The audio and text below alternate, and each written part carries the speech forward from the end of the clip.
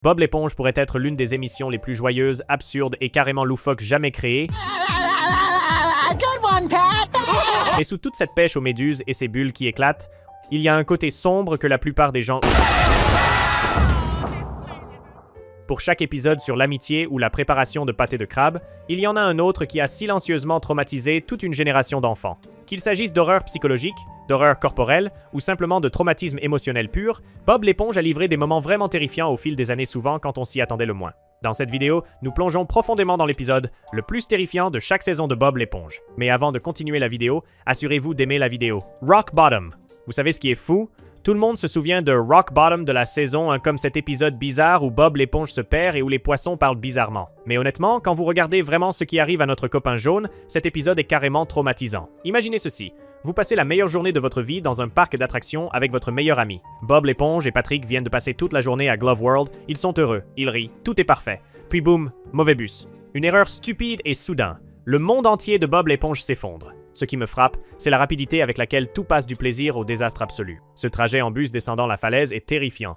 Bob l'éponge et Patrick crient littéralement alors qu'ils plongent dans ce monde sombre et alien. Et quand ils atterrissent à Rock Bottom, vous pouvez voir la panique dans les yeux de Bob l'éponge. Cet endroit ressemble à l'opposé de tout ce qu'il connaît. C'est sombre, bizarre et plein d'étranges créatures des profondeurs qui parlent d'une façon qu'il ne peut pas comprendre. Mais voici où ça devient vraiment triste.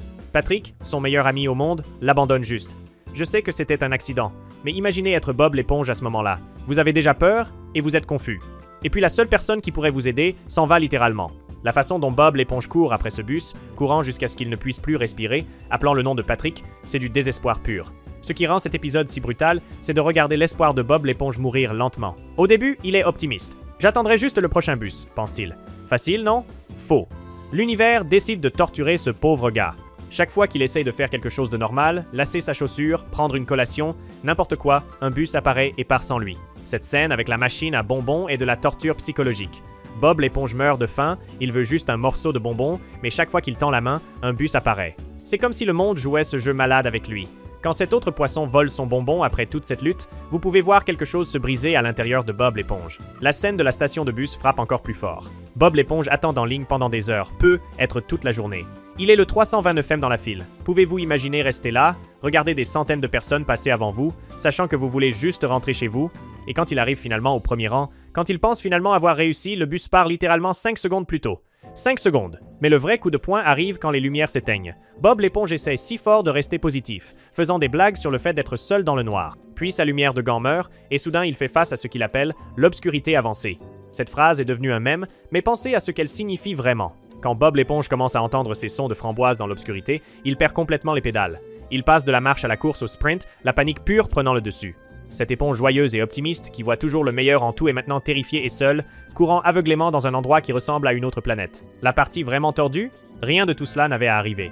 Si Bob l'éponge et Patrick avaient juste fait attention à où ils allaient, si le conducteur de bus avait été plus serviable, si Patrick avait attendu juste quelques minutes de plus, n'importe lequel de ces petits changements aurait empêché ce cauchemar. Au lieu de cela, Bob l'éponge souffre pendant des heures à cause d'une petite erreur. Ce qui me touche le plus, c'est la façon dont l'épisode montre la solitude de manière si réelle. Bob l'éponge mentionne nourrir Gary, il s'inquiète pour son escargot de compagnie qui l'attend à la maison. Il pense à sa vie normale, sa routine, toutes les choses simples qu'il tient pour acquises. Rock Bottom enlève tout cela et le force à faire face à sa pire peur, être complètement seul et impuissant. La fin essaie d'être heureuse avec la Baudroie qui l'aide à voler chez lui, mais pensez au traumatisme que Bob l'éponge vient de traverser. Il a passé toute une journée et une nuit perdue, effrayé, affamé et abandonné. Cela change une personne. Bien sûr, il rentre chez lui en sécurité, mais qu'en est-il des cicatrices émotionnelles? Et Patrick? Il prend un autre bus de retour à Rock Bottom à la fin, pensant qu'il est un bon ami. Il n'a aucune idée de ce que Bob l'éponge vient de survivre. C'est presque pire. Votre meilleur ami ne peut même pas comprendre le cauchemar que vous venez de vivre. Rock Bottom nous montre que parfois être triste, c'est parfois se sentir perdu et seul, que tout va mal à la fois, que l'espoir s'épuise lentement. La nuit de Bob l'éponge à Rock Bottom est un chef-d'œuvre de désespoir silencieux, emballé dans un dessin animé pour enfants que la plupart des gens se rappellent pour les sons de framboise et les poissons bizarres. C'est ce qui rend cet épisode si puissant et si déchirant. Sous toutes les voix stupides et les créatures étranges, il s'agit vraiment de l'un de nos pires cauchemars. Être complètement seul dans un endroit où rien n'a de sens et où personne ne peut vous aider. Rock Bottom montre comment la peur vient d'être perdue et seule, mais Graveyard Shift prouve que c'est pire quand quelqu'un en qui vous avez confiance est celui qui vous fait peur. Graveyard Shift. Voici quelque chose qui va vous épater. Graveyard Shift de la saison 2 est en fait l'une des choses les plus méchantes que Squidward ait jamais faites à Bob l'éponge. Tout le monde s'en souvient comme cet épisode effrayant avec le hash-slinging slasher, mais il rate la vraie histoire ici. Bob l'éponge commence l'épisode en adorant absolument la vie. Monsieur Krabs vient d'annoncer que le Krusty Krab est ouvert 24 heures, et tandis que Squidward est misérable, Bob l'éponge est absolument ravi. Il chante de tout son cœur, fait son travail avec une joie pure, nettoyant tout la nuit comme si c'était la chose la plus excitante au monde. Ce gars trouve le bonheur dans les plus petites choses, et travailler l'équipe de nuit est comme un rêve devenu réalité pour lui. Puis Squidward Reen 2.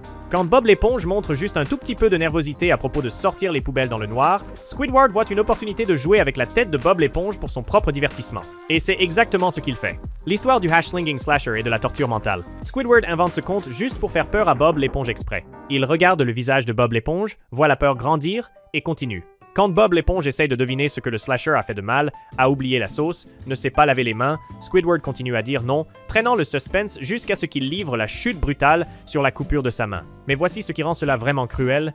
Squidward ne s'arrête pas là. Il ajoute tous ces détails horribles sur le fait d'être frappé par un bus, d'être viré à ses propres funérailles, et de revenir pour se venger. Puis il décrit exactement comment le fantôme va les tuer, étape par étape, regardant Bob l'éponge s'effondrer à chaque mot. La chose la plus triste? Bob l'éponge crie pendant 20 secondes d'affilée. 20 secondes de terreur pure d'un gars qui était juste heureux de travailler. Et Squidward rit tout le temps. Il trouve hilaire d'avoir juste traumatisé quelqu'un qui lui fait confiance. Quand Squidward admet finalement que c'était une blague, Bob l'éponge essaye de rebondir comme toujours.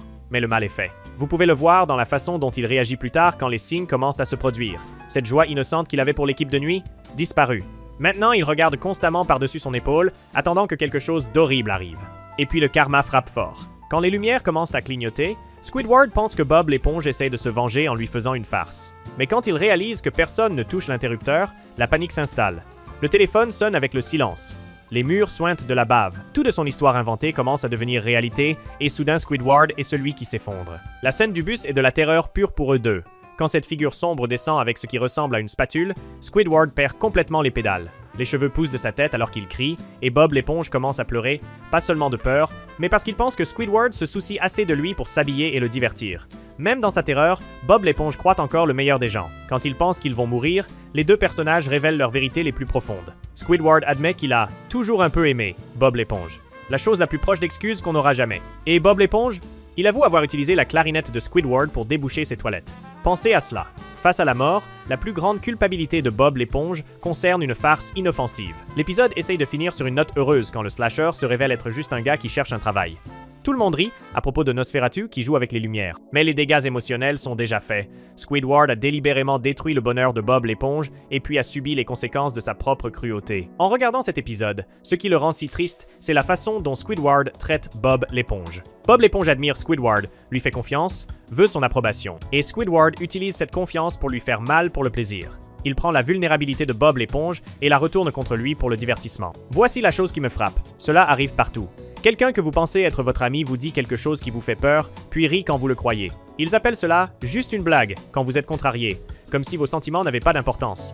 Mais la peur qu'ils ont plantée dans votre tête ne disparaît pas juste. Bob l'éponge a commencé cette nuit excité de passer des heures à travailler avec Squidward. Il pensait que ce serait comme une soirée pyjama. Au lieu de cela, il a appris combien les gens peuvent être méchants quand ils s'ennuient et sont en colère contre leur propre vie. L'épisode est drôle parce que nous regardons des personnages de dessins animés faire des choses stupides. Mais enlevez l'animation et vous avez une histoire sur quelqu'un qui est méchant au travail, blessant les sentiments de quelqu'un exprès, et comment la peur peut ruiner même les moments les plus heureux. Bob l'éponge n'a jamais mérité d'avoir sa joie enlevée comme ça. Et Squidward? Il a appris de première main que la peur que vous répandez a une façon de revenir vous hanter. La chose la plus triste à propos de Graveyard Shift est de regarder le bonheur pur de quelqu'un se faire écraser par quelqu'un en qui il avait confiance. C'est de la vraie horreur là. Graveyard Shift montre comment Squidward utilise la peur pour écraser la joie de Bob l'éponge, mais dans SpongeBob Meets the Strangler, c'est Bob l'éponge qui devient celui qui fait silencieusement l'écrasement. SpongeBob Meets the Strangler. Personne ne parle de combien SpongeBob Meets the Strangler de la saison 3 est vraiment troublant. En surface, ça ressemble à un épisode simple où Bob l'éponge engage accidentellement un tueur en série comme garde du corps. Mais creusez plus profond et vous trouverez l'un des exemples les plus tordus de jeux mentaux dans l'histoire du dessin animé. La mise en place semble assez normale. Bob l'éponge fait son travail, nettoyant les déchets, quand un gars commence à jeter des ordures partout. Bob l'éponge appelle la police comme tout bon citoyen le ferait. Puis Squidward lâche la bombe, c'est le Tattletale Strangler, un gars qui tue littéralement les gens pour l'avoir dénoncé. La plupart des gens couraient et se cacheraient. Mais Bob l'éponge, Il engage le gars comme garde du corps. Maintenant, voici où ça devient vraiment tordu. L'émission veut vous faire croire que Bob l'éponge est trop stupide pour réaliser que son garde du corps est en fait l'étrangleur avec une fausse moustache. Mais regardez attentivement, et vous verrez que Bob l'éponge joue le jeu le plus tordu de torture psychologique jamais mis dans un dessin animé pour enfants. D'abord, Bob l'éponge traîne l'étrangleur dans le pire voyage de shopping de tous les temps. Il passe des heures à l'épicerie pendant que Bob l'éponge débat sur quels essuie-tout acheter. Puis c'est parti au pressing où Bob l'éponge ne peut soudainement plus se souvenir si ce sont ses pantalons. Prochain arrêt, la parfumerie, où Bob l'éponge fait sentir différents parfums à l'étrangleur. L'étrangleur devient de plus en plus frustré et Bob l'éponge le sait. Chaque fois que le gars essaye d'accélérer les choses, Bob l'éponge trouve une autre excuse pour perdre du temps. Le pauvre criminel veut juste aller quelque part en privé pour pouvoir faire son meurtre, mais Bob l'éponge le garde piégé dans des espaces publics avec des témoins partout. Puis vient la situation de la clé de maison. Et c'est là que les choses deviennent vraiment sombres. Bob l'éponge passe 20 minutes à prétendre qu'il ne peut pas trouver sa clé pendant que l'étrangleur boudrage. Mais à la seconde où ils ont besoin d'entrer, Bob l'éponge mentionne négligemment la clé de rechange sous le tapis. Il savait qu'elle était là tout le temps, il torturait ce gars exprès, mais Bob l'éponge n'a pas encore fini.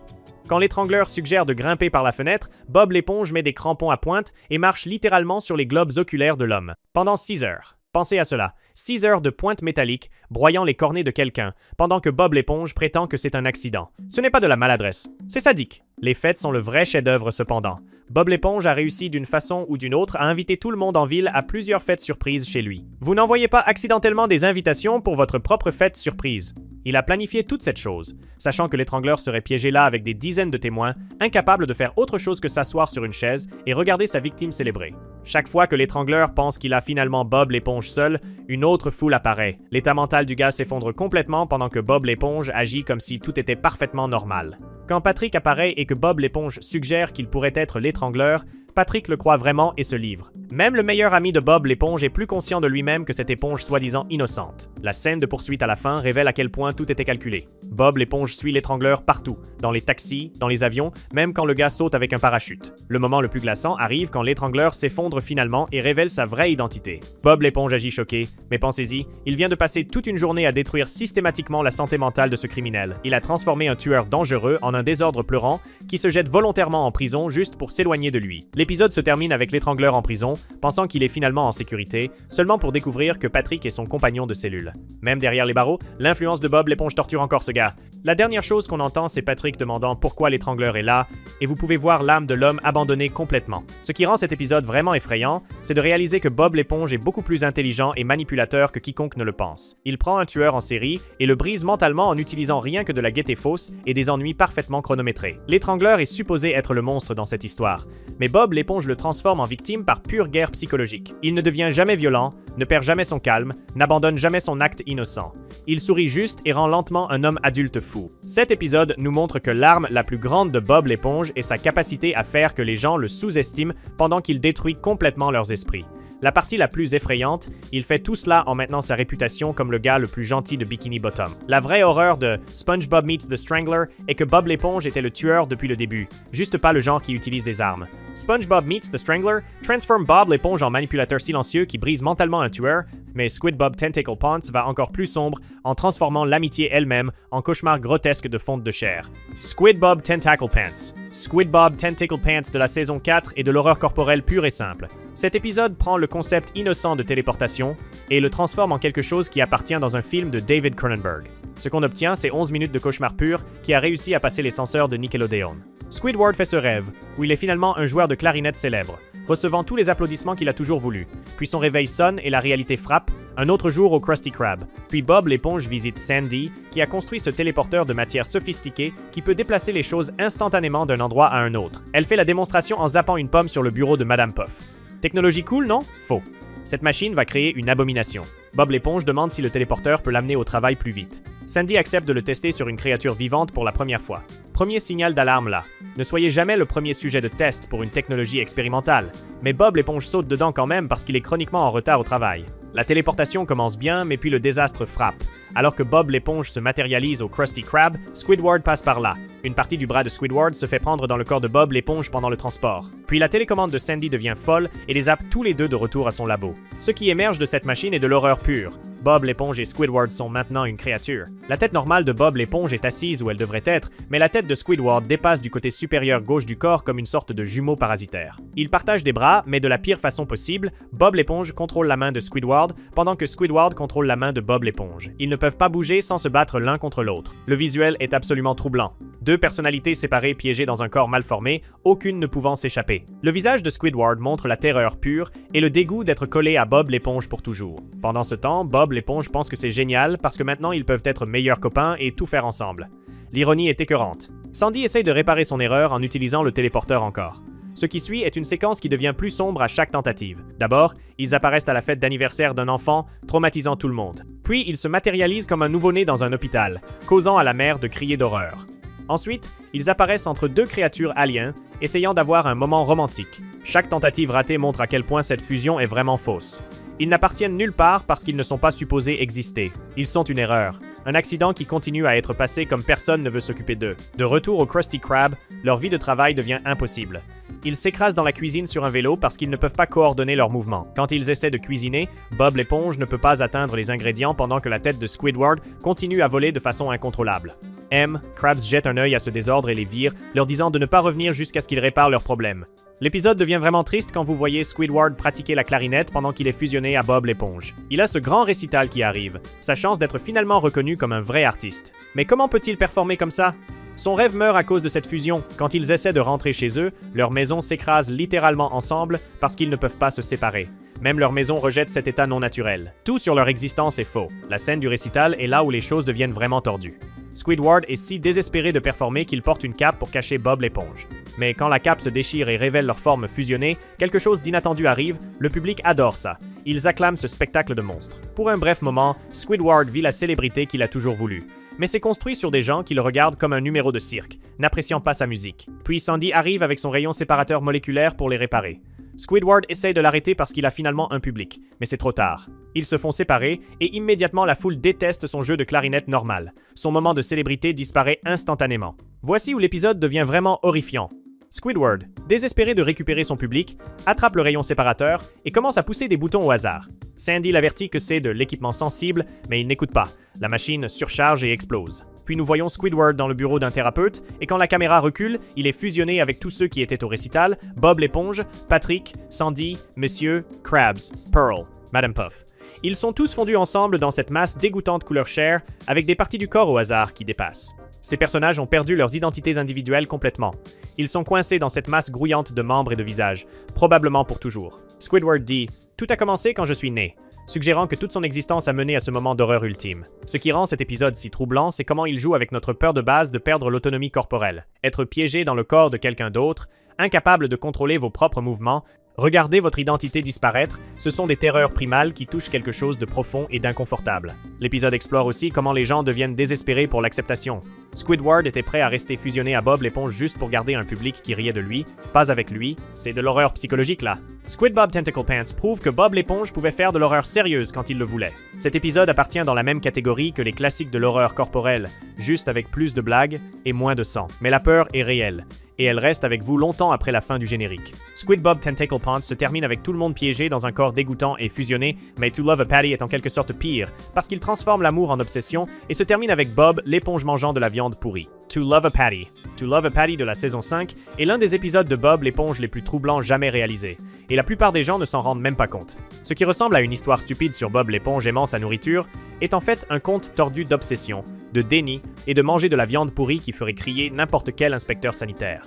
Bob l'éponge prépare des pâtés de crabe au travail quand il en crée un qui a l'air particulièrement bon. Il lui donne de petites caractéristiques de condiments, cheveux de laitue, yeux de tomate, nez de cornichon, joues de ketchup et un sourire de moutarde. Il l'appelle Patty et tombe immédiatement éperdument amoureux. Maintenant, aimer sa cuisine est normal. Être fier d'un burger parfait a du sens. Mais Bob l'éponge traverse dans le territoire effrayant très vite. Quand les clients veulent manger le pâté, Bob l'éponge crie littéralement « Non, je ne peux pas les laisser te manger » et vole le burger loin des clients payants. Pensez à cela une seconde. Bob l'éponge est si obsédé par un morceau de nourriture qu'il est prêt à saboter son travail et contrarier les clients. Il remplace Patty avec un burger qui a sa vraie chaussure dedans et le client l'aime en quelque sorte. Déjà, nous sommes en territoire bizarre. Mais puis Bob l'éponge ramène Patty à la maison et la traite comme une vraie petite amie. Il lui parle, fait des plans avec elle et ignore complètement ses vrais amis Patrick et Sandy quand ils veulent traîner. Patrick est dévasté, disant « J'ai été remplacé par un sandwich ?» L'épisode montre Bob l'éponge choisissant un objet plutôt que des relations humaines, ce qui est genuinement triste et troublant. Le montage musical qui suit est là où les choses deviennent vraiment effrayantes.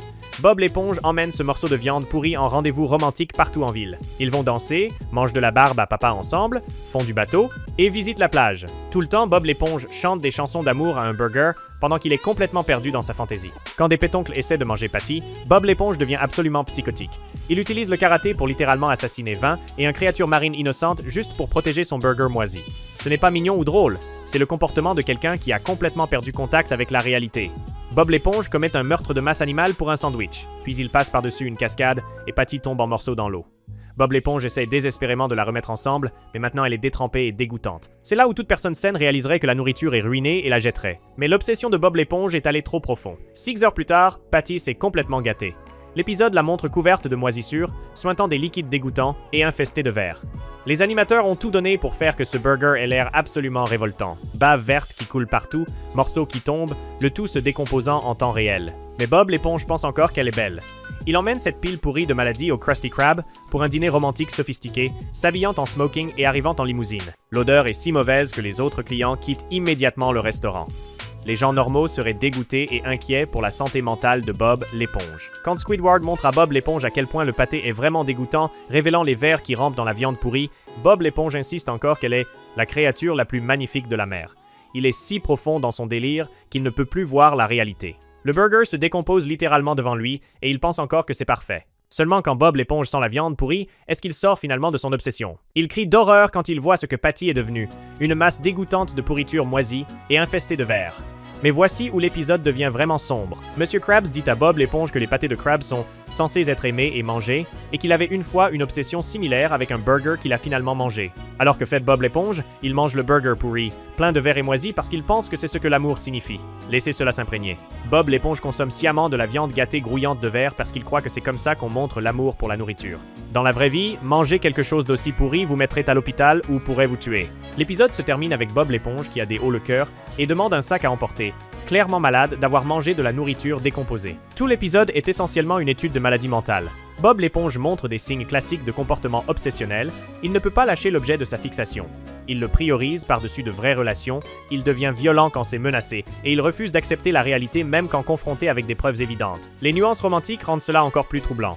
Bob l'éponge traite littéralement ce burger comme un partenaire romantique, l'emmenant en rendez-vous et lui chantant des chansons d'amour. Il y a des scènes supprimées qui les montraient au lit ensemble, que les créateurs ont heureusement enlevées parce qu'ils ont même réalisé à quel point c'était effrayant. To Love a Patty est de l'horreur déguisée en comédie. C'est sur la descente d'un homme dans la folie, sa rupture complète avec la réalité, et sa volonté de se faire mal et de faire mal aux autres pour son obsession. Le fait que ça se termine avec lui mangeant de la viande pourri ne fait que souligner à quel point il est vraiment parti. La plupart des enfants regardant cela ont probablement juste vu les chansons stupides et la violence de dessins animés. Mais les adultes devraient reconnaître cela comme une représentation genuinement troublante d'effondrement mental et d'obsession malsaine. Bob l'éponge avait besoin de thérapie, pas d'encouragement à manger de la nourriture gâtée. To Love a Patty se termine avec Bob, l'éponge mangeant un burger plein de vers par amour, mais The Splinter va en quelque sorte plus loin en transformant une petite blessure en la chose la plus dégoûtante jamais montrée dans l'émission. Avant de continuer la vidéo, assurez-vous de vous abonner à notre chaîne. The Splinter. The Splinter de la saison 6 est sans conteste l'épisode le plus dégoûtant que Bob l'éponge ait jamais fait.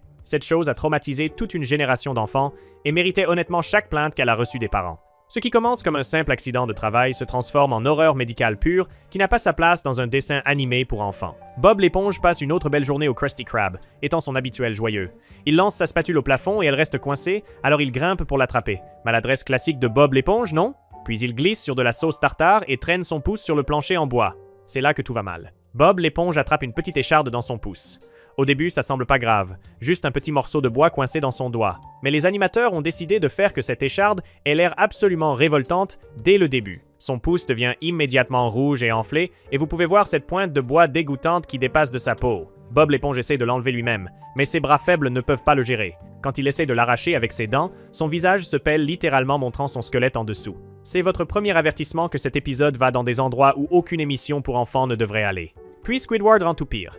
Il voit l'écharde et commence immédiatement à jouer avec la tête de Bob l'éponge, lui disant que Monsieur Krabs le renverra chez lui s'il découvre la blessure. Squidward tire la chasse d'eau sur le chapeau et la spatule de Bob l'éponge et menace de dire à Monsieur Krabs à propos de l'écharde. Alors Bob l'éponge panique et appelle Patrick à l'aide. Patrick arrive en prétendant être un docteur, portant une fausse tenue médicale de la poubelle. Ça aurait dû être drôle, mais ce qui arrive ensuite est du cauchemar pur. Patrick jette un œil à l'écharde et décide que la meilleure façon de l'enlever est de la frapper plus profond dans le pouce de Bob l'éponge. Il prend littéralement une pointe de bois et un marteau et enfonce l'écharde plus loin dans la blessure. Bob l'éponge crie de douleur alors que son pouce enfle à 10 fois sa taille normale. C'est là où l'épisode traverse toutes les lignes du bon goût. Le pouce de Bob l'éponge devient ce ballon massif, pulsant, grotesque de chair infectée. Les animateurs ont tout donné pour le faire paraître aussi dégoûtant que possible, veines qui bombent, peau tendue serrée, le tout palpitant à chaque battement de cœur. Mais Patrick n'a pas fini de torturer Bob l'éponge encore. Il décide que l'enflure a besoin de traitement, alors il attrape une poignée d'ordures littérales et l'étale sur toute la blessure infectée. Nourriture pourrie, bave, et qui sait quoi d'autre se fait frotter dans la blessure ouverte de Bob l'éponge. Les résultats sont horrifiants. Le pouce de Bob l'éponge devient violet foncé et commence à suinter ce puce vert malade. L'infection se répand visuellement sur sa peau en faisant des sons de pétillement dégoûtants. Patrick jette un œil à ce désastre médical et dit essentiellement « pas mon problème » avant de laisser Bob l'éponge souffrir. Quand Monsieur Krabs voit finalement l'écharde, même lui est dégoûté. La caméra nous donne plusieurs gros plans de cette masse infectée, enflée, suintante de chair où le pouce de Bob l'éponge était. Monsieur Krabs enlève l'écharde facilement, mais c'est là que les choses deviennent vraiment dégoûtantes. D'abord, des confettis sortent de la blessure comme une faveur de fête tordue. Puis, sans avertissement, un flux massif de pus vert explose du pouce de Bob, l'éponge comme une lance à incendie. Monsieur Krabs doit se protéger avec un parapluie pendant que ce flux de fluide corporel couvre tout en vue. Les effets sonores rendent cela encore pire. Vous pouvez entendre le liquide éclabousser et gicler alors qu'il recouvre la cuisine. Seulement quand le pus arrête finalement de couler, est-ce que le pouce de Bob l'éponge revient à la normale. Ce qui rend cet épisode si troublant, c'est combien l'horreur médicale semble réaliste. Bien sûr, l'infection est exagérée pour l'effet de dessin animé, mais la progression de base, petite blessure, mauvais traitement, infection massive, drainage dégoûtant, suit des scénarios médicaux réels que les gens ont vraiment vécu. Les gros plans s'attardent beaucoup trop longtemps sur les détails dégoûtants. Vous voyez chaque veine bombée, chaque goutte de puce, chaque moment de douleur et de souffrance de Bob l'éponge. Les animateurs avaient clairement beaucoup trop de plaisir à rendre cela aussi révoltant que possible. Les enfants qui ont regardé cet épisode n'ont pas ri. Ils ont été genuinement contrariés et dégoûtés. Les parents se sont plaints à Nickelodeon que le contenu était trop graphique pour les enfants. Certains téléspectateurs ne peuvent toujours pas le regarder aujourd'hui sans se sentir malade. L'épisode a aussi cette strie sadique bizarre où tout le monde empire la souffrance de Bob l'éponge. Squidward le manipule psychologiquement. Patrick le torture physiquement avec un faux traitement médical. Et personne ne montre de vraies préoccupations pour sa douleur et sa détresse évidente. The Splinter prouve que Bob l'éponge pouvait faire de l'horreur genuine quand il le voulait. Le fait qu'il l'ait diffusé pendant les heures de programmation pour enfants montre combien les écrivains et le réseau ont complètement perdu la trace de leur public. Les enfants n'ont pas besoin de voir des blessures infectées cracher du pus pour le divertissement. C'est du traumatisme déguisé en comédie. Même aujourd'hui, The Splinter reste comme l'un des épisodes de Bob, l'éponge les plus controversés jamais réalisés. C'est un chef-d'œuvre de comment prendre un concept simple trop loin et créer quelque chose de genuinement troublant au lieu de genuinement drôle. La blessure douloureuse de Bob l'éponge montre un type d'horreur, mais ce qui vient ensuite parle d'ignorer le vrai danger et de blesser ceux les plus proches de vous. A Pal for Gary. A Pal for Gary de la saison 7 est l'un des épisodes de Bob l'éponge les plus troublants jamais réalisés, mais pas pour les raisons auxquelles vous vous attendriez. Bien sûr, Puffy Fluffy fait peur comme l'enfer, mais la vraie horreur vient de regarder Bob, l'éponge se transformer en monstre abusif, qui manipule et refuse de croire que son propre animal de compagnie est torturé juste devant ses yeux. L'épisode commence avec Bob l'éponge, se sentant coupable de laisser Gary seul pendant qu'il travaille. Assez juste, c'est vraiment de la pensée responsable de propriétaire d'animal. Gary semble bien regarder la télé et manger des collations, mais la culpabilité de Bob l'éponge le mène à prendre la pire décision possible. Il achète un ami pour Gary d'un vendeur d'animaux louches, qui l'avertit littéralement que ces créatures sont dangereuses et hostiles envers les autres animaux. La dame lui montre des photos et lui dit explicitement de ne pas en acheter un. Mais Bob l'éponge l'ignore complètement parce qu'il pense qu'il sait mieux. C'est là où les choses deviennent vraiment tordues. Puffy Fluffy a l'air mignon et inoffensif quand les adultes sont autour, mais à la seconde où Bob l'éponge quitte la pièce, cette chose se transforme en monstre littéral. Nous parlons de 4 langues affûtées comme des rasoirs, crocs massifs et intention pure de mal de tuer Gary. La créature commence immédiatement à terroriser Gary, volant sa nourriture, détruisant ses jouets et faisant des menaces de mort. Mais chaque fois que Bob l'éponge revient, Puffy Fluffy prétend être innocent pendant que Gary est clairement traumatisé et supplie pour de l'aide. Voici où Bob l'éponge devient le vrai méchant. Au lieu d'écouter Gary ou de remarquer les signes évidents d'abus, il manipule son propre animal. Quand Gary essaie de montrer à Bob l'éponge que Puffy Fluffy est dangereux, Bob l'éponge accuse Gary d'être jaloux et méchant. Il punit Gary pour être impoli avec son abuseur. Pensez à quel point c'est tordu. Gary est harcelé par un prédateur dans sa propre maison, et quand il essaie d'obtenir de l'aide de la seule personne qui est supposée le protéger, cette personne prend le parti du prédateur. Bob l'éponge force littéralement Gary à dormir dans le même lit que la créature qui essaie de le tuer. Puis Puffy Fluffy grandit en ce monstre massif avec plusieurs bouches et commence à chasser Gary dans la maison. Gary doit se battre pour sa vie toute la nuit pendant que Bob l'éponge dort paisiblement à l'étage, rêvant de la cuisine de sa grand-mère. Gary essaye tout pour survivre, attraper des poêles de cuisine comme arme, se cacher derrière les meubles, même éteindre un feu que Puffy Fluffy commence quand il détruit la bibliothèque. Cet escargot animal innocent doit devenir un guerrier juste pour survivre la nuit dans sa propre maison. Quand Bob l'éponge se réveille le lendemain matin, sa maison est complètement détruite. Le plafond est fissuré, la bibliothèque est brûlée, ses vêtements sont déchiquetés et tout est en ruine. Toute personne normale réaliserait que quelque chose de terrible est arrivé et vérifierait si leur animal va bien. Mais Bob l'éponge blâme immédiatement Gary. Il n'enquête pas, ne pose pas de questions, ne considère pas que peut être la créature dangereuse dont on l'a averti pour être responsable. Il assume juste que Gary a tout détruit par jalousie. La scène finale est la partie la plus troublante de tout l'épisode. Bob l'éponge entre dans sa salle d'exercice pour trouver Puffy Fluffy littéralement sur le point de manger Gary vivant. Ce monstre a Gary enroulé dans ses langues, prêt à l'avaler entier. Que fait Bob l'éponge? Il crie sur Gary. Il dit à Gary de poser Fluffy tout de suite et l'appelle un mauvais garçon pour supposément attaquer son ami. Même quand confronté avec des preuves indéniables que cette créature essaye de tuer son animal, Bob l'éponge refuse encore de le croire. Seulement quand Puffy Fluffy commence à essayer de manger Bob l'éponge lui-même, est-ce qu'il réalise que quelque chose pourrait aller mal? Et même alors, Gary doit le sauver en utilisant de l'équipement de cowboy pour lasser le monstre et le chasser. L'épisode se termine avec Bob l'éponge ne comprenant toujours pas ce qui s'est passé.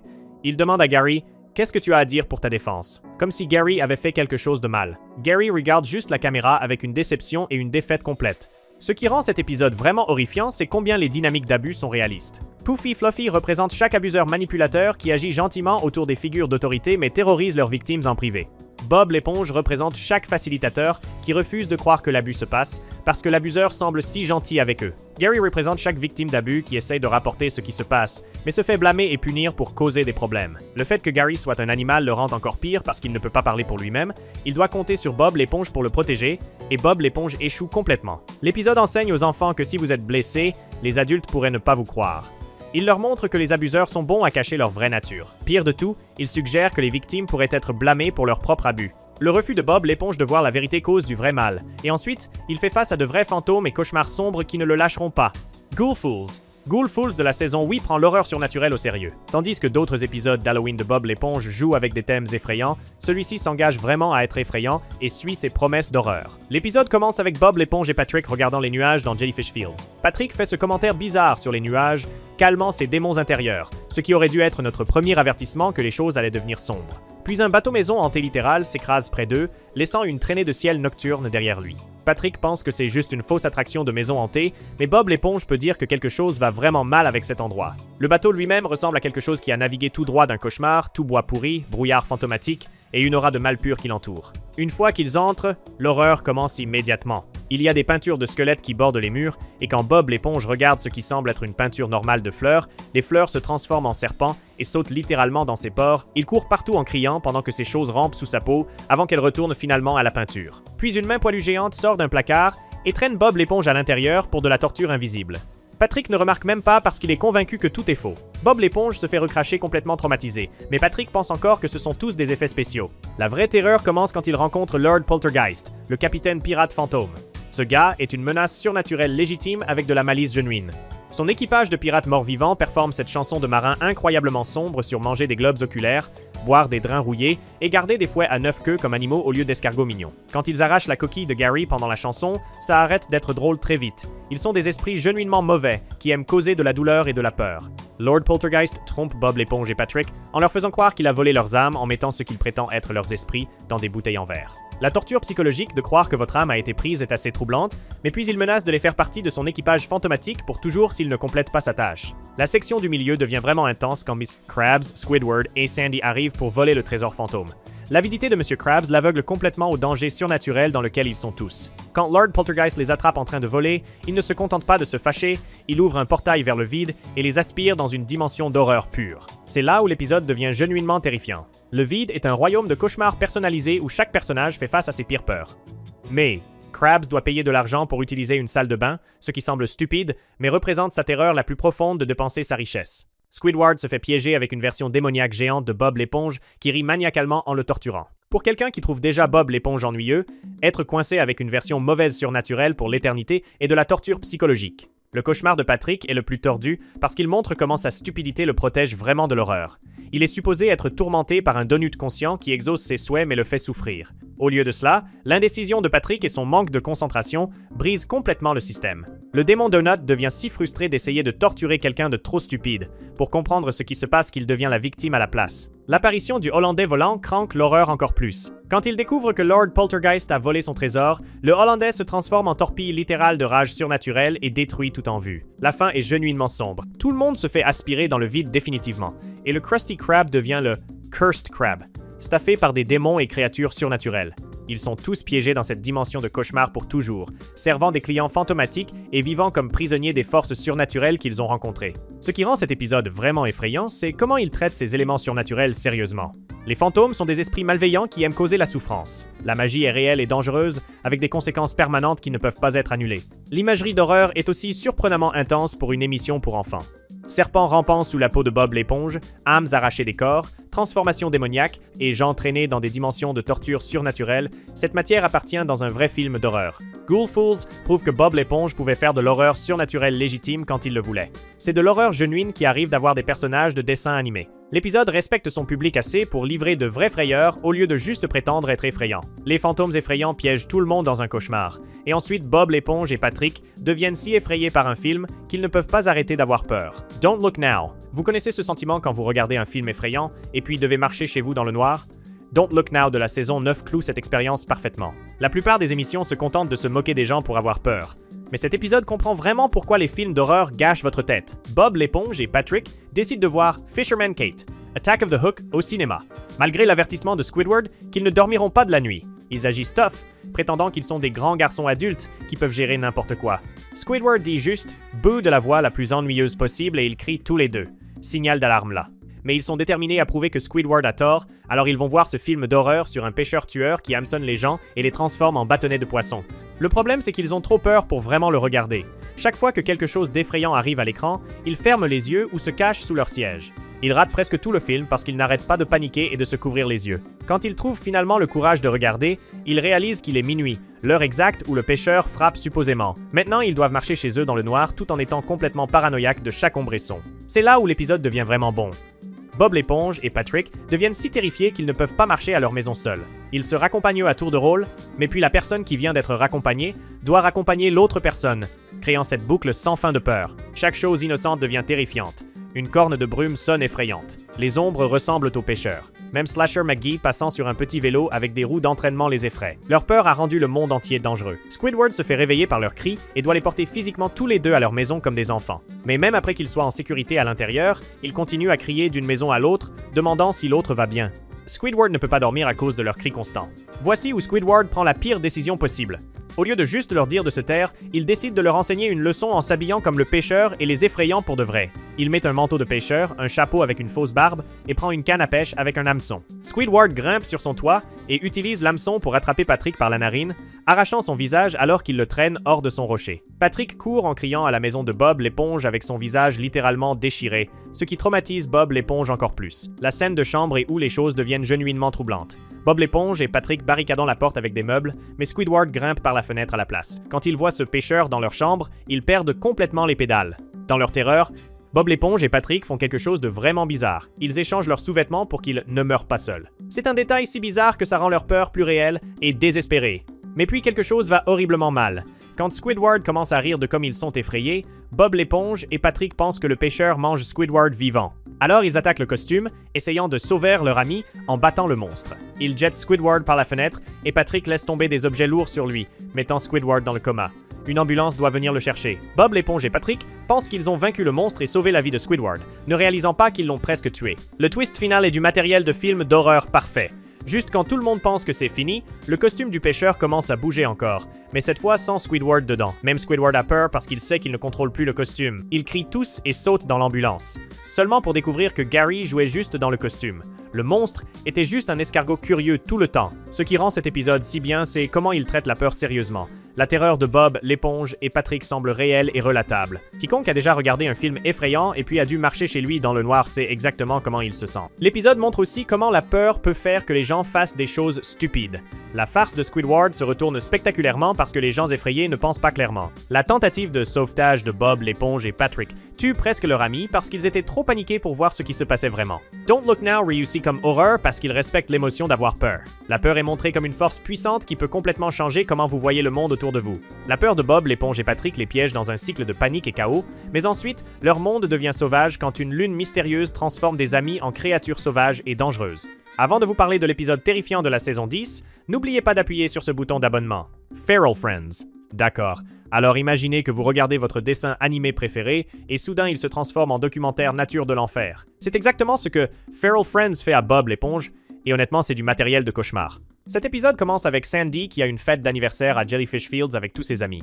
Tout est normal, tout le monde est heureux, Patrick mange le gâteau de Sandy parce que bien sûr il le fait. Mais puis le sol commence à trembler, et cette lune verte effrayante appelée la lune de Neptune s'élève d'un volcan.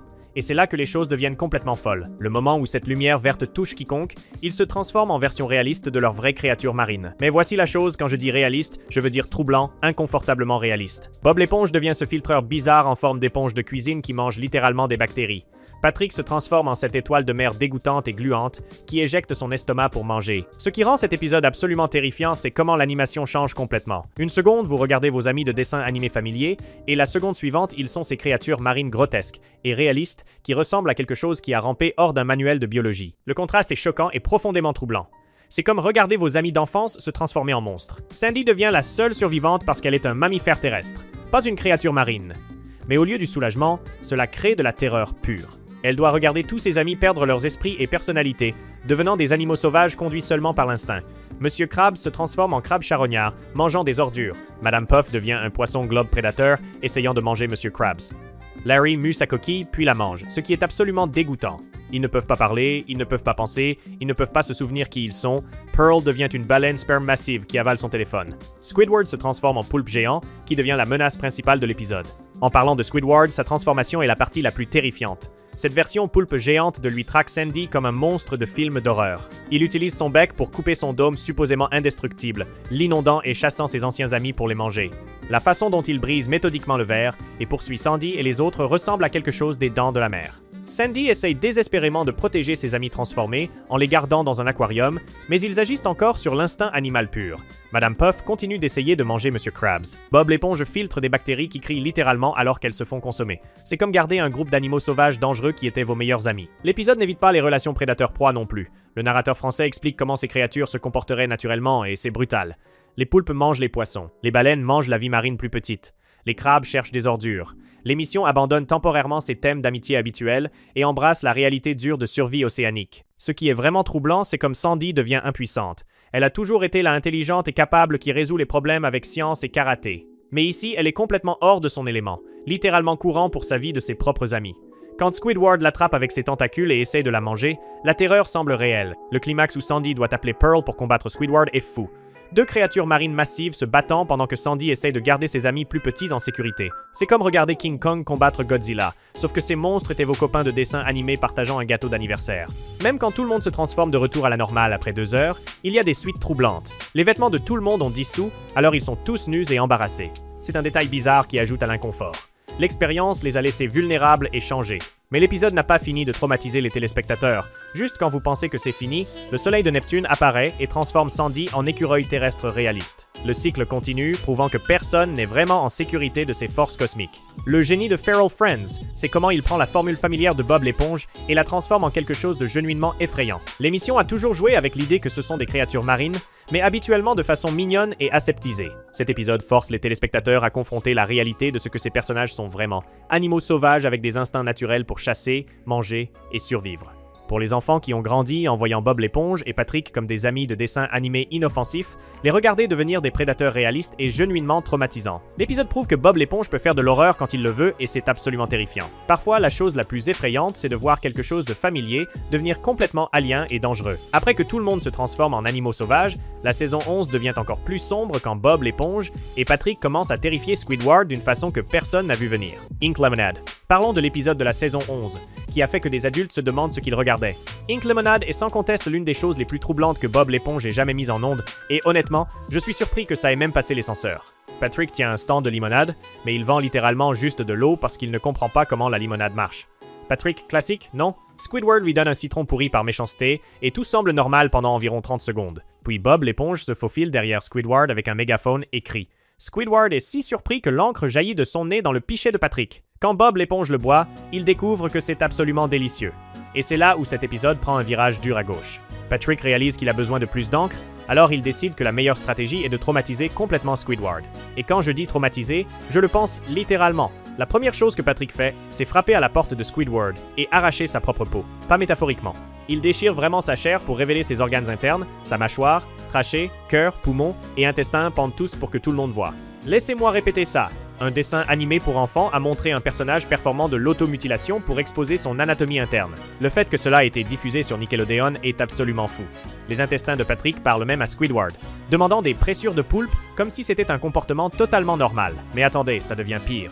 La prochaine idée brillante de Patrick est d'apporter une araignée de mer rouge géante dans la maison de Squidward. Elle rampe dans le salon de Squidward pendant qu'il essaie d'écouter de la musique, et Squidward doit grimper les murs et se cacher sur ses armoires de cuisine, comme s'il était dans un film d'horreur. La scène de l'araignée est si intense que Squidward devient genuinement paranoïaque. Il commence à entendre des sons partout, se cachant sous des tapis et sautant à chaque petit bruit. Le pauvre gars développe ce qui ressemble à un PTSD légitime de toute cette expérience. Puis Patrick décide qu'un événement traumatisant ne suffit pas et crée toute une installation de maison hantée devant la porte de Squidward. Nous parlons de production complète, de films d'horreur ici, musique effrayante, frayeur soudaine, tout l'attiraille. Il y a une scène où Squidward finit dans une crèche effrayante, avec une musique de berceuse troublante qui joue en arrière-plan. Patrick s'habille même comme un bébé effrayant et appelle Squidward Papa, de la façon la plus troublante possible. La séquence de maison hantée ressemble à quelque chose d'un thriller psychologie. Squidward se fait transporter à un faux Krusty Krab qui est supposé être 60 ans dans le futur, complet avec une version marionnette de son soi âgé. Le tout est conçu pour jouer avec sa tête et ça marche parfaitement. Ce qui rend cet épisode si contrariant, c'est comment Patrick continue à jouer avec Squidward sans arrêt.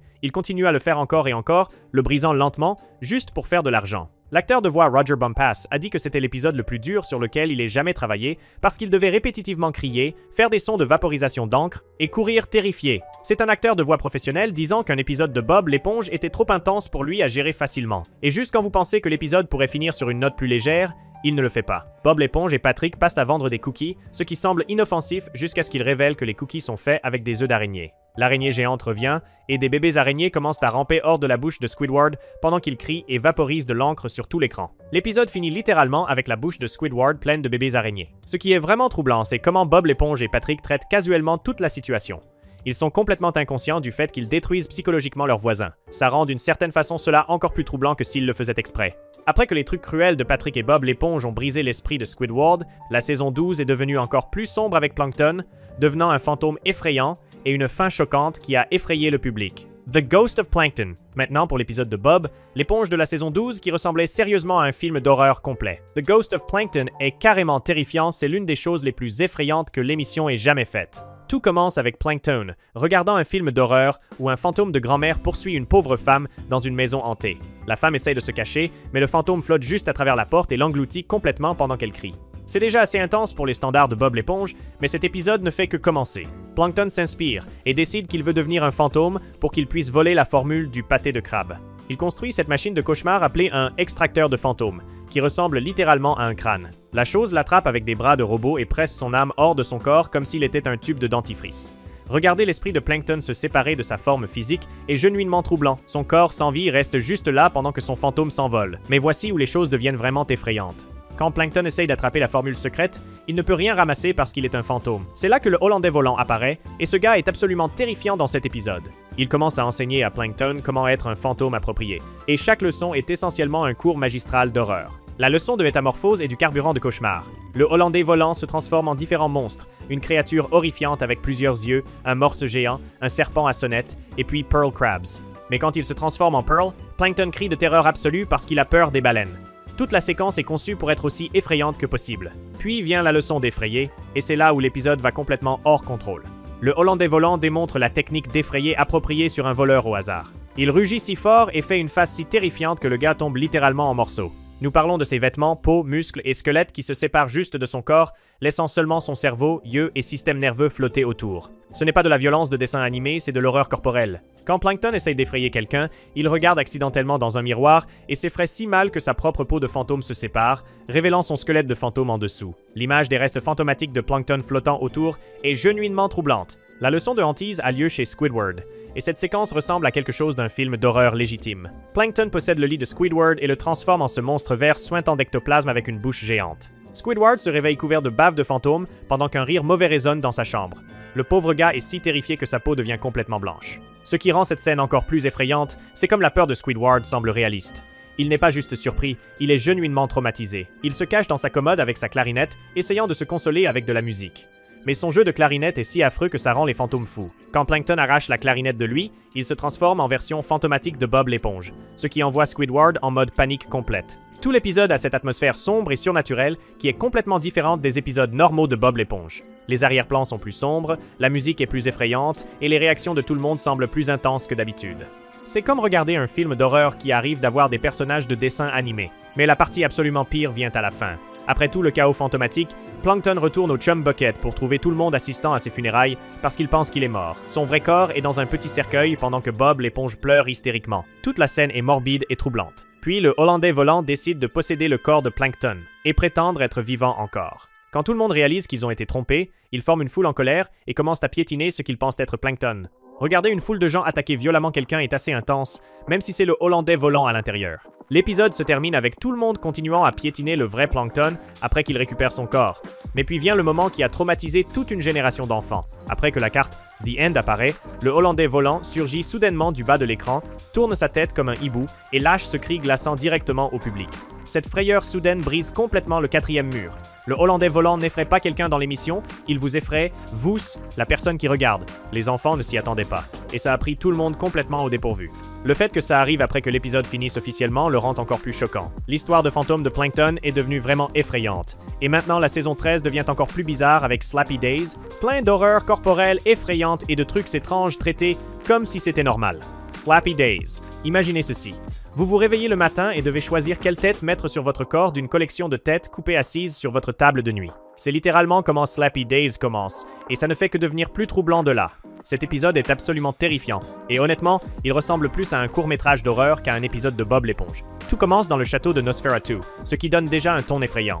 Mais ce qui arrive ensuite est genuinement troublant. Nous voyons le corps sans tête de Slappy marcher en pyjama, puis il s'approche de 4 têtes coupées identiques, qui restent juste là comme des trophées. Les têtes supplient toutes « Choisissez-moi! Choisissez-moi !»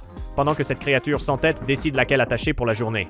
Pensez à quel point ce concept est tordu. Ce gars a plusieurs têtes de rechange et il en choisit juste une chaque matin comme s'il choisissait un chapeau. Les autres têtes soupirent de déception quand elles ne sont pas choisies, ce qui signifie qu'elles sont toutes conscientes et conscientes d'être rejetées. C'est de l'horreur psychologique déguisée en comédie de dessin animé. Puis vient la routine matinale de Slappy qui est absolument grotesque. Il va prendre une douche, mais à la place se fait enrouler dans des toiles d'araignée par une araignée de mer géante nommée Esmeralda. L'araignée le vaporise avec sa soie, et pendant ce processus, sa chair fond jusqu'à ce qu'il ne soit qu'un crâne. Il traite cela comme si c'était totalement normal, bavardant casuellement avec l'araignée pendant que son visage se dissout. La nature casuelle de l'horreur corporelle est ce qui la rend si troublante. Slappy ne réagit pas avec douleur ou peur quand sa tête devient un squelette. Il agit comme si c'était juste partie de sa routine d'hygiène quotidienne. Ce genre de normalisation d'imagerie grotesque est genuinement troublant. Quand Slappy sert le petit déjeuner à Nosferatu, nous découvrons que le vampire a un rhume qui le fait se transformer au hasard entre forme humaine et chauve-souris chaque fois qu'il éternue. Regarder cette métamorphose incontrôlée est assez troublant, surtout quand Slappy doit l'encager comme un animal pour l'emmener chez le docteur. La scène du bureau du docteur introduit encore plus d'éléments d'horreur. Dr Calimari a un assistant monstre tenant un fer à vapeur et tout l'endroit ressemble à une chambre de torture médicale. Quand Nosferatu hypnotise le docteur pour qu'il lui apporte des échantillons de sang, ça montre comme ces créatures surnaturelles peuvent facilement contrôler l'esprit des gens normaux. Mais la partie la plus effrayante arrive quand Slappy va tuer le temps à Bikini Bottom. À l'arcade, il commence à danser et tout son corps tombe en morceaux. Ses bras et jambes se détachent et commence à donner des coups de pied aux autres enfants pendant que sa tête vole dans la pièce dans un panier de basketball. Les enfants acclament comme si c'était du divertissement normal. Mais regarder les membres de quelqu'un se séparer et agir indépendamment est de l'horreur corporelle pure. La scène du carnaval devient encore plus bizarre. Quand Slappy essaye de jouer à un jeu de pistolet à eau, il perd le contrôle et tire accidentellement de l'eau dans la bouche du bonimenteur. La tête du bonimenteur se remplit d'eau jusqu'à ce qu'elle explose littéralement, trempant tout le monde près. La tête d'un homme qui explose devrait être traumatisant, mais tout le monde le traite comme un truc de carnaval amusant. À l'animalerie, Slappy a une rencontre romantique avec sa petite amie Slippy.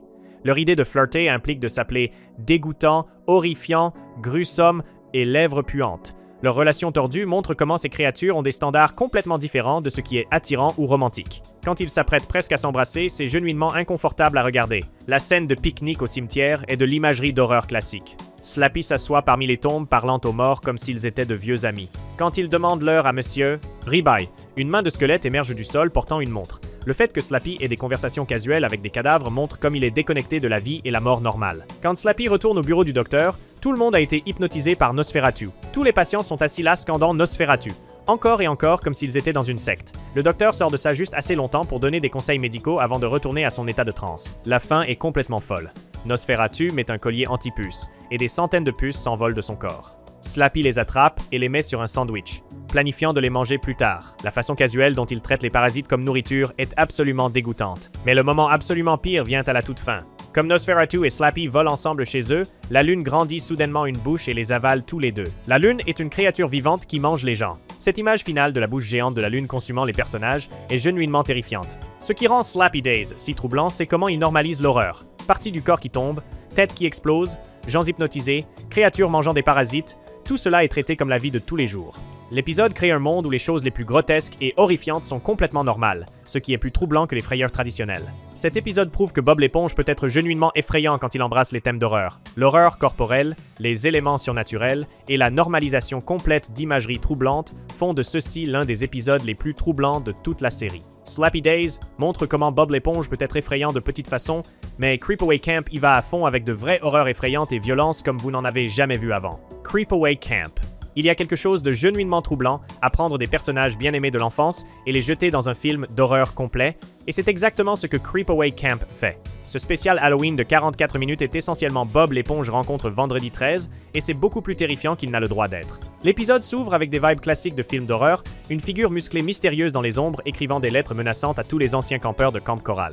Dès le début, vous savez que ce ne va pas être votre aventure typique de Bob l'éponge. L'atmosphère est sombre, effrayante, et rempli de sons omineux qui feraient que la plupart des enfants veulent se cacher derrière le canapé. Quand tout le monde arrive à Camp Coral pour ce qu'ils pensent être une réunion, ils trouvent l'endroit complètement détruit et tombant en morceaux. C'est devenu un décor de film d'horreur. Les bâtiments cassés, panneaux effondrés et pourriture générale créent cette atmosphère vraiment troublante, qui ne ressemble à rien du monde habituel brillant et coloré de Bob l'éponge. Mais voici où les choses deviennent vraiment effrayantes. Les gens commencent à disparaître un par un, et pas de façon drôle de dessin animé. La figure mystérieuse chasse systématiquement chaque personnage en utilisant de vraies tactiques de films d'horreur. Nous parlons de personnages qui se font attraper par derrière, tirer dans les buissons, traîner sous l'eau et arracher à travers les murs. L'épisode suit parfaitement les règles classiques de film slasher. Harvey explique même les vraies règles de survivre aux films d'horreur aux personnages restants. Ne partez pas seul, ne dites pas « je reviens tout de suite » et pas de trucs romantiques. Le fait qu'un personnage de Bob l'éponge donne littéralement des conseils de survie de vrais films d'horreur montre comme cet épisode prend sérieusement sa prémisse effrayante. Ce qui rend cet épisode particulièrement troublant, c'est comment il construit la tension. Contrairement à la plupart des épisodes de Bob l'éponge où tout se résout rapidement avec de l'humour, Creepaway Camp laisse la peur mijoter. Les personnages passent de longues périodes genuinement terrifiés, pensant que leurs amis sont morts. Il y a de vraies horreurs psychologiques qui se passent ici. Les disparitions elles-mêmes sont genuinement effrayantes. Lady Upturn se fait tirer à travers une horloge, les anchois disparaissent d'une cabane extérieure, Bubble Bass se fait attaquer dans la douche dans une scène qui référence directement Psycho, et Kevin se fait arracher ses tentacules avant d'être traîné sous l'eau. Ce ne sont pas des mésaventures stupides de dessins animés, ce sont de vraies séquences de films d'horreur. Un des aspects les plus troublants, c'est comment l'épisode joue avec les attentes du public. Vous continuez d'attendre que l'humour typique de Bob l'éponge arrive et rende tout correct, mais ça n'arrive pas. Les personnages restent genuinement effrayés pendant la plupart de l'épisode. Même quand ils essaient de faire des blagues, l'atmosphère d'horreur surpasse tout le reste. Le design visuel est aussi genuinement effrayant. La figure mystérieuse est construite comme un monstre de film d'horreur, musclé, sombre et menaçant. Le camp en décomposition ressemble à quelque chose d'un cauchemar post-apocalyptique. Même les personnages familiers ont l'air plus menaçants dans ce décor plus sombre. Quand les personnages se font tuer, ils disparaissent complètement pour de longues périodes de l'épisode. Ce n'est pas comme la violence typique de dessins animés où quelqu'un se fait aplatir et rebondit immédiatement. Les gens disparaissent et restent partis, faisant que les téléspectateurs s'inquiètent genuinement pour leur sort. L'épisode s'engage à sa prémisse d'horreur d'une façon qui est vraiment troublante. La scène de douche de Bubble Bass est particulièrement troublante.